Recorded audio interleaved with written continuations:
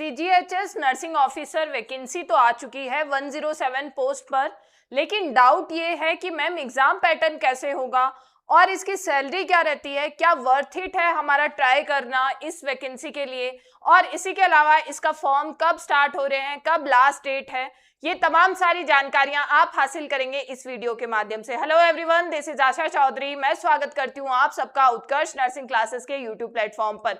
जी हाँ, वैकेंसी है आपकी सीजीएचएस नर्सिंग ऑफिसर की, यानी एसएससी के थ्रू ये वैकेंसी जारी की गई है।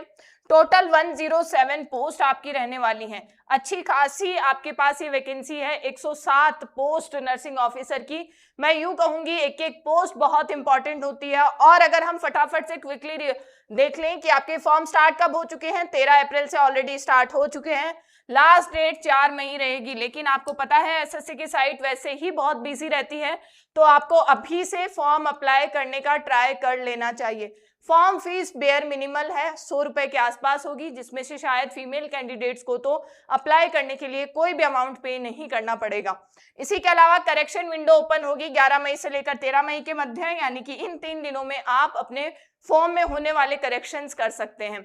इसी के अलावा अब सवाल आता है कि मैम एग्जाम कब हो सकता है। भाई बिल्कुल डिटेल में आपको बता दिया गया है कि एक्सपेक्टेड है जून 2026 में आपका ये CGHS nursing officer exam conduct करवाया जाए। हालांकि टेंटेटिव है, तो जून नहीं तो जुलाई में तो एग्जाम आपका हो ही जाएगा। अब नेक्स्ट सवाल है कि मैम एलिजिबिलिटी क्राइटेरिया क्या रहेगा। पहला एलिजिबिलिटी क्राइटेरिया बताया गया है 12th पास, लेकिन आपके ये वैकेंसी है नर्सिंग ऑफिसर की, यानी आपको स्पेशल क्वालिफिकेशन तो चाहिए ही होगी, यानी 12th पास तो आप ऑब्वियसली होने ही चाहिए हो।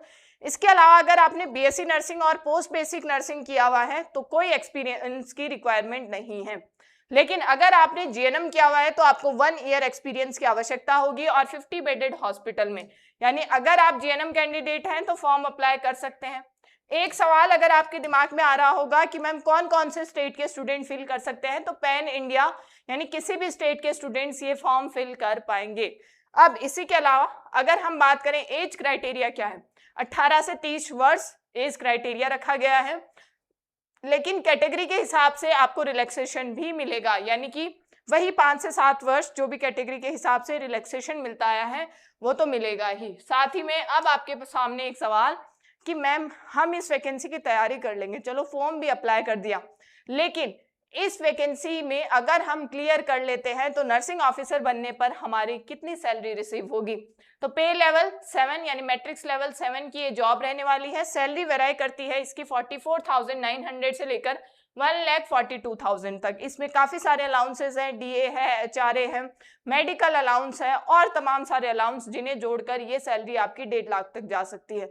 हालांकि ये और आप एक्सपीरियंस हासिल करेंगे और आपके प्रमोशंस होते रहेंगे, जैसे सीनियर नर्सिंग ऑफिसर अगर आप बन जाते हैं यही सैलरी आपकी 2 लाख तक जाएगी। इसी के अलावा आपको जो सोसाइटी में जो फेम मिलेगा या फिर जो एक्सेप्टेंस मिलेगी या फिर जो अलग से एक्नॉलेजमेंट मिलेगा वो तो अलग है ही, वो तो बोनस है। साथ ही साथ में नेक्स्ट इंपॉर्टेंट चीज आपके लिए कि मैम चलो ठीक है, पेपर पैटर्न क्या है। भाई इस एग्जाम का अभी तक जो पता लग पा रहा है ना, एक तो ये जो आपके एसएससी जो एग्जाम करवाता है, बाकी के सारे जैसे कि सीजीएल हो गया, एमटीएस हो गया और सीएचएसएल जैसी एग्जाम्स हो गई, उनमें पैटर्न कुछ लगभग इस तरह का देखने को मिलता है। अब स्पेसिफिकली नर्सिंग ऑफिसर के लिए कोई एग्जाम पैटर्न उन्होंने डिफाइन नहीं किया है, तो अभी तक माना यही जा रहा है कि 100 क्वेश्चन आएंगे, 1 घंटे का आपका पेपर होगा। रीजनिंग के 25 सवाल होंगे, मैथ्स के 25 सवाल होंगे, इंग्लिश के 25 सवाल होंगे, जनरल अवेयरनेस के 25 सवाल होंगे। 1 घंटे में आपको ये सवाल अटेम्प्ट करने होंगे। लेकिन चूंकि भाई आप हैं नर्सिंग ऑफिसर यानी नर्सिंग किए हुए स्टूडेंट्स हैं, तो आपके लिए मे भी हो सकता है ये सहूलियत मिल जाए इसी में कि आपकी पोस्ट के लिए थोड़ा सा कंपटीशन सीजीएचएस के थ्रू थोड़ा स्लाइटली कम मिले, या फिर हम देखेंगे कि इसका लेटेस्ट एग्जाम पैटर्न क्या देखने को मिल सकता है अगर कोई अपडेट आती है तो।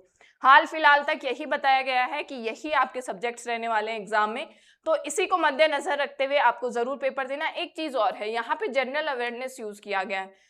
क्या इसमें थोड़े जनरल साइंस के सवाल आते हैं? हाँ जी आते हैं, लेकिन अगर कॉमन पेपर पैटर्न रखा जाएगा तो उसमें बाकी सब्जेक्ट्स के भी सवाल आएंगे, यानी यहाँ पर नर्सिंग का ऐसा जिक्र अभी तक नहीं हुआ है। Let us see for the further updates कि इसमें नर्सिंग ऑफिसर की पोस्ट के लिए कोई और एग्जाम पैटर्न का अपडेट आता है या नहीं। और इसी के साथ आप सबको मैं कंक्लूड करना चाहूंगी कि बहुत बेहतरीन स्टाफ नर्स कोर्सेज उत्कर्ष ऐप पर भी अवेलेबल हैं। उत्कर्ष ऐप डाउनलोड करें, जहां से आप स्टाफ नर्स, नर्सिंग ऑफिसर जैसी तमाम नर्सिंग कॉम्पिटिटिव एग्जाम्स की तैयारी बहुत बेहतरीन तरीके से कर पाएंगे। और इसी बैच में या किसी भी बैच में अगर आपको एनरोल करना है तो जल्दी से उत्कर्ष ऐप तो डाउनलोड करना ही है। अपने कोर्स को यहाँ पर सर्चिंग में सर्च कीजिएगा और एनरोल कीजिएगा। बाकी अगर आपको कोई भी डाउट रह जाता है या फिर किसी तरह के कोई और जानकारी चाहिए तो कमेंट्स में ज़रूर बताइएगा। आपका फीडबैक और आपके सवाल सर्वोपरि हैं, उनका जरूर जवाब दिया जाएगा। टिल देन आप सब पढ़ते रहिए, मस्त रहिए। मैं आपके सामने फिर हाजिर रहूंगी ऐसी ही अपडेट्स और लाइव क्लासेस के माध्यम से। Thank you everyone, all the best.